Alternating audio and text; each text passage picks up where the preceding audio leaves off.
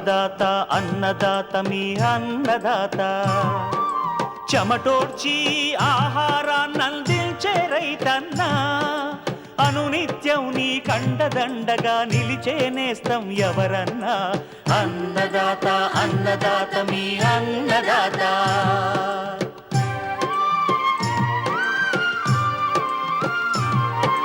నూతన రీతుల సాగుబడికి నూరింతలు పెరిగే దిగుబడికి సూచనలిచ్చే సస్య రక్షణకు పశు పోషణకి శాస్త్ర విజ్ఞానం అందించి ముందుకు నడిపే తెలుగు రైతు భారతదేశానికి మకుటం అయ్యేలా తీర్చిదిద్దే ఆశయంతో మిమ్ము మేలు కొలిపేది అన్నదాత అన్నదాత అన్నదాత మీ అన్నదాత అన్నదాత అన్నదాత మీ అన్నదాత.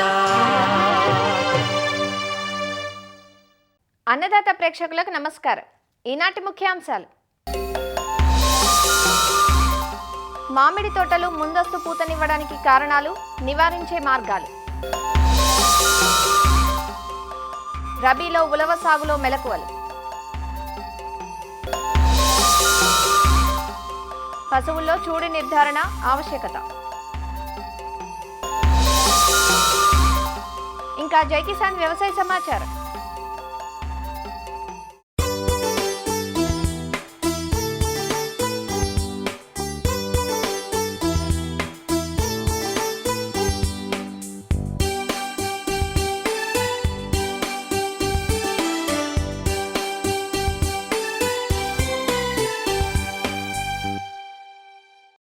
పప్పు ధాన్యంగా, దానాగా, పశుగ్రాసంగా ఇలా బహుళ ప్రయోజనకరంగా ఉపయోగపడే అపరాల్లో ఉలవ ఒకటి.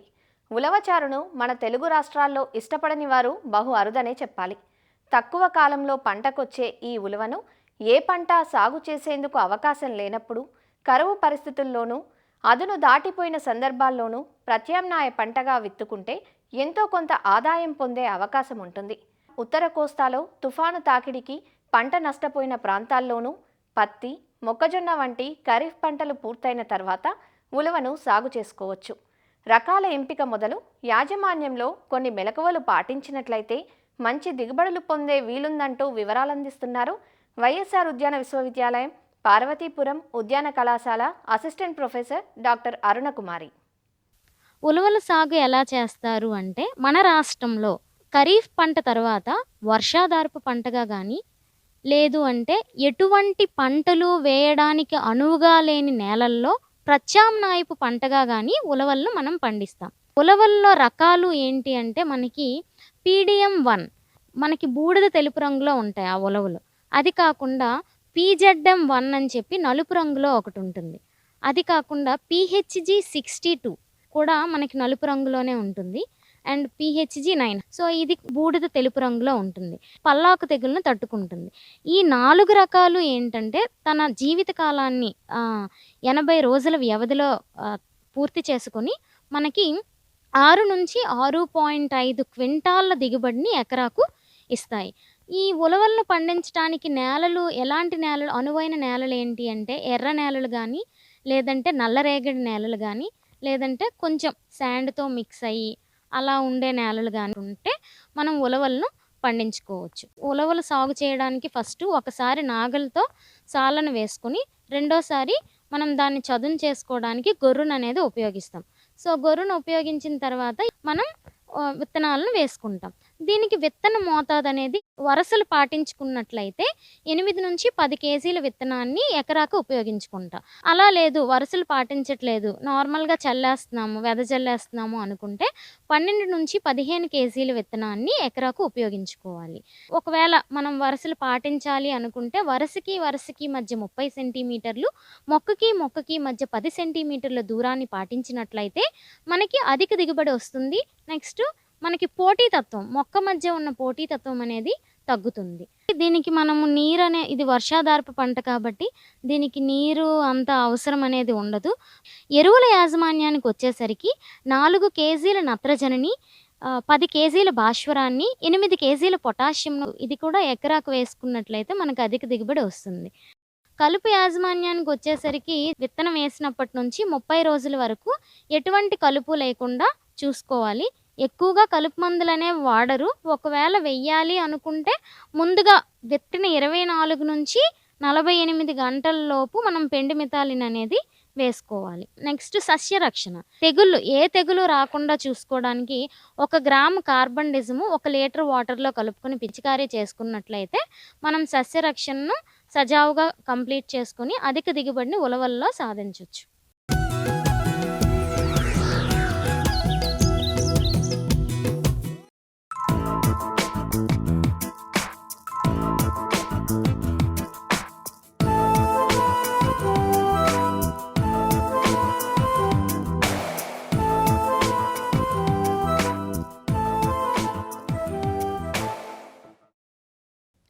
ఫలరాజమైన మామిడిని ఇష్టపడని వారు ఉండరు కదా.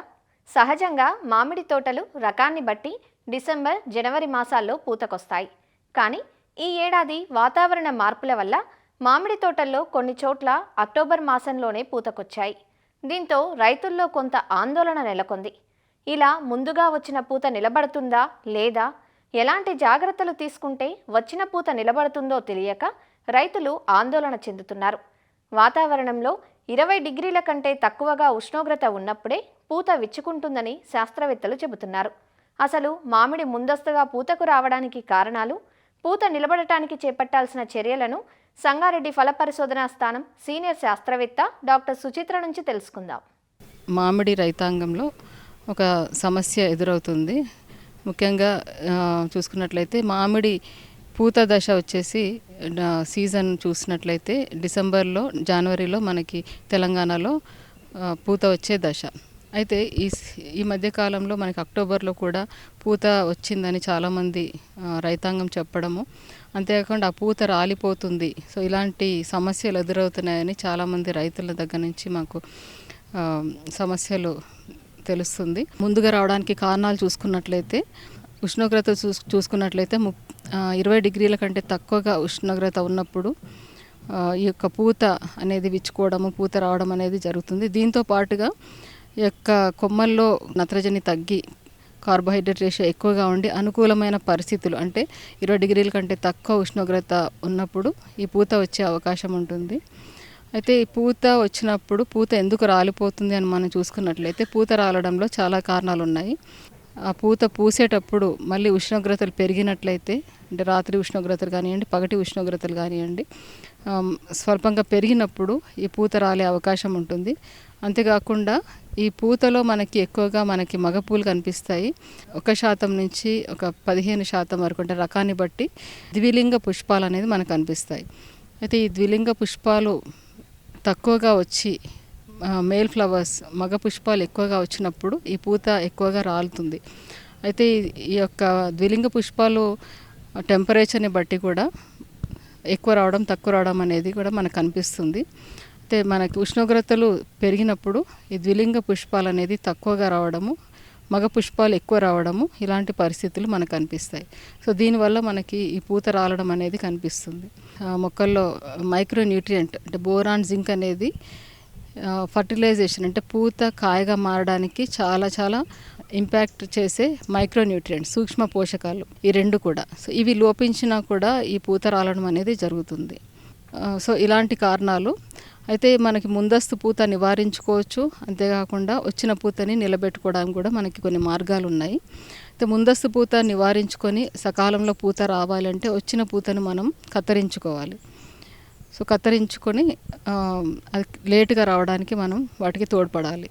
సో ఇలా కూడా చేసుకోవచ్చు. అయితే మనకు వచ్చిన పూతలో ఎక్కువగా ద్విలింగ పుష్పాలు వచ్చినట్లయితే ఆ పూత అనేది నిలబడుతుంది. ఈ ద్విలింగ పుష్పాలు రావడానికి మనము ఈ యొక్క కల్తార్ అనే మందును ఉపయోగించుకోవచ్చు.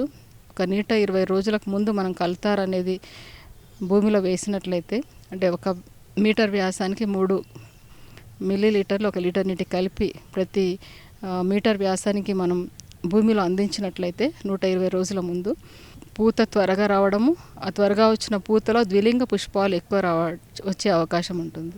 ఇదొక మార్గం. ఇంకా పూత దశ కంటే ఒక 2 నెలల ముందు పొటాషియం నైట్రేట్ అనే మందుని 10 గ్రాములు 1 లీటర్ నీటికి మనం పిచికారీ చేసుకోవాలి. సో దాంతో పాటుగా మనం మోనో పొటాషియం ఫాస్ఫేట్, సో ఈ మందును కూడా మనం, ఈ యొక్క కెమికల్ని కూడా మనం పిచికారీ చేస్తున్నట్లయితే 10 గ్రాములు 1 లీటర్ నీటికి కలిపి పూతలో ద్విలింగ పుష్పాలు ఎక్కువ రావడము, పూత నిలబడము, సో ఇలాంటివి మనం పెంచుకోవచ్చు. సో ఈ రెండు కూడా చాలా సేఫ్ మందులు. ఇవి కెమికల్స్ అంటే హానికరమైన కెమికల్స్ కాదు, ఇది ఒక న్యూట్రియంట్ కెమికల్స్, అంటే పోషకాలు ఇచ్చే కెమికల్స్ కాబట్టి సో వీటిని మనం పిచికారీ చేసుకొని పూతని నిలుపుకోవచ్చు. సో ముందస్తు పూతని నివారించుకోవాలంటే మాత్రం కత్తిరించుకోవాలి. ముందస్తు పూతని నిలబడేయాలంటే మాత్రం వీటిని స్ప్రే చేసుకొని, వీటితో పాటు సూక్ష్మ పోషకాలు అంటే potassium nitrate, mono potassium phosphate, వీటితో పాటుగా బోరాన్, జింక్ అనేది కూడా చాలా చాలా ముఖ్యమైనది.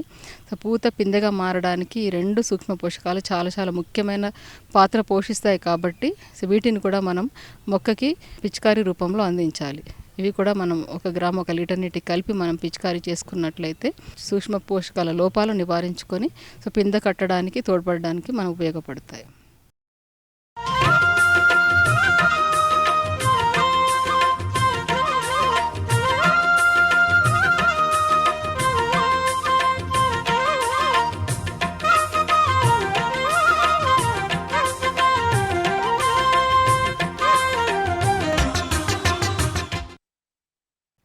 పశువులు ఏడాదికో ఈత, సాలుకు ఒక దూడను ఈనినప్పుడే పాడి పరిశ్రమ లాభదాయకంగా ఉంటుంది.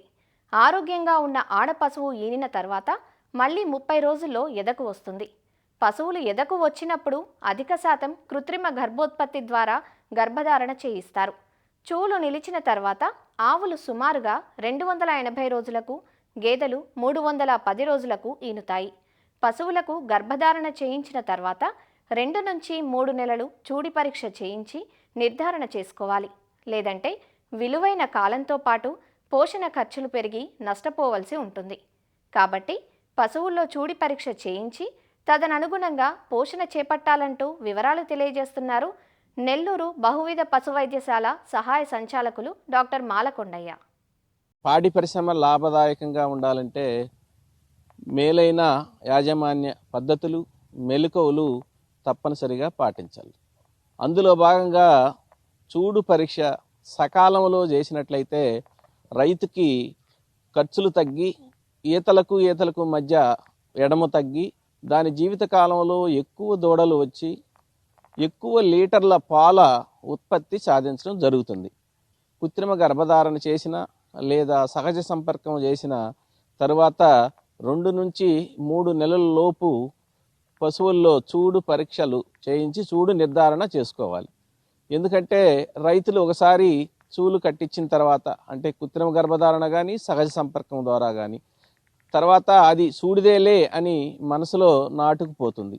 ఒక 5 నెలలు లేకపోతే 7 నెలలు 9 నెలలకు చూస్తే వాళ్ళు అది ఎదకు వచ్చినా కూడా చూడిదిలే మన గేదె అని అపోహతో ఉంటారు.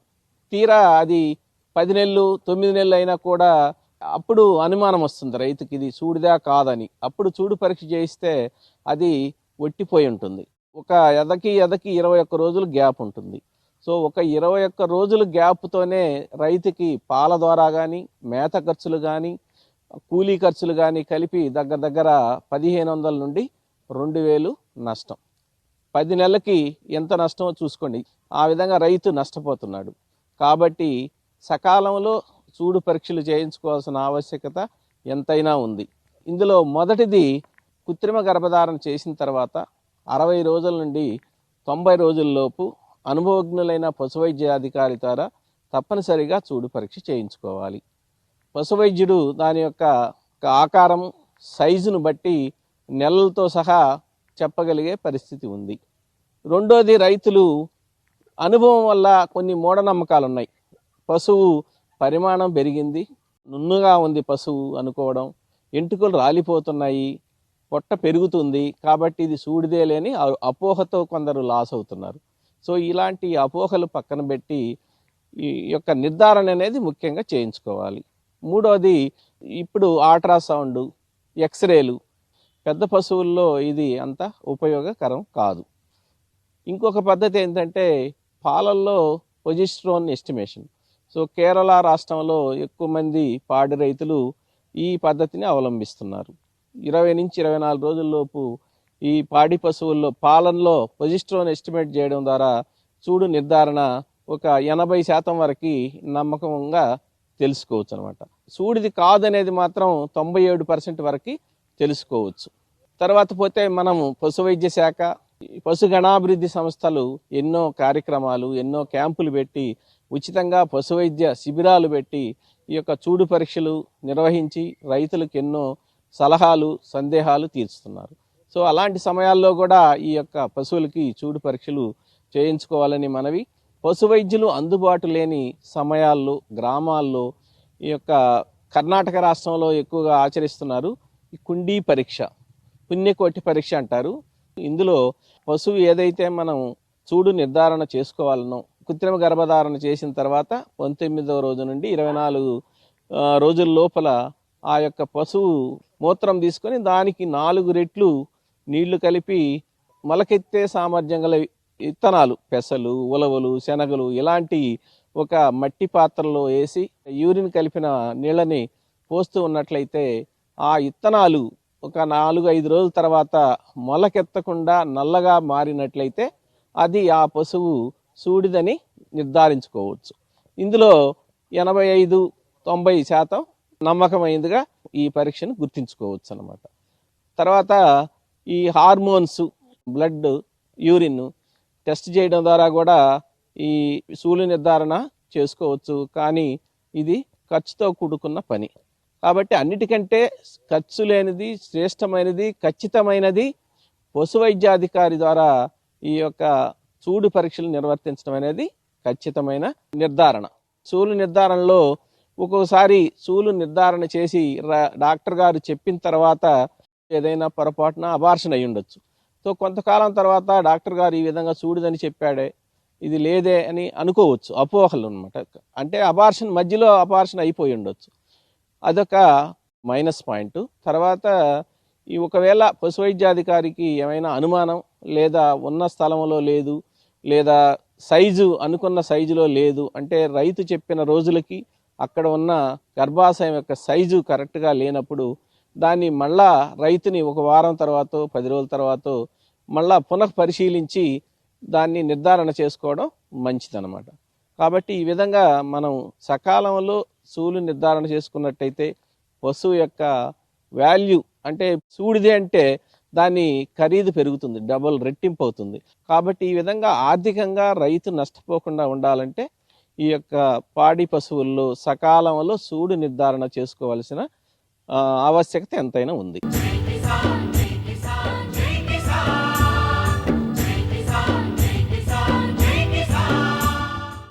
వ్యవసాయ సమాచారం ఇప్పుడు జై కిసాన్లో చూద్దాం. శ్రీ కొండా లక్ష్మణ్ బాపూజీ ఉద్యాన విశ్వవిద్యాలయం రాజేంద్రనగర్ కళాశాల విద్యార్థులు రావెప్లో భాగంగా సంగారెడ్డి జిల్లా జహీరాబాద్లో సాగు పాఠాలను అనుభవపూర్వకంగా నేర్చుకుంటున్నారు. 3 ఏళ్ల పుస్తక పరిజ్ఞానాన్ని 4వ ఏడాది క్షేత్రస్థాయిలో నేర్చుకుంటున్నామంటూ విద్యార్థులు చెబుతున్నారు. ఇక్కడ సాగయ్యే విభిన్న పంటలపై అవగాహన పెంచుకున్నట్లు వివరించారు. రావెప్ అనే ప్రోగ్రాం ద్వారా ఈ చిన్న హైదరాబాద్ విలేజ్ లో అశోక్ అనే రైతుకి అలాట్ చేయబడిన ఇక్కడికి మేము శ్రీ కొండా లక్ష్మణ్ ఉద్యాన విశ్వవిద్యాలయం నుంచి రాజేంద్రనగర్ నుంచి రావడం జరిగింది. ఇక్కడ రైతులు ఎలాంటి పంటలు పండిస్తున్నారు వాటిని ప్రాక్టికల్ గా మేము అంటే చూసి నేర్చుకోవడం, అవగాహన పొందడానికి వచ్చాం.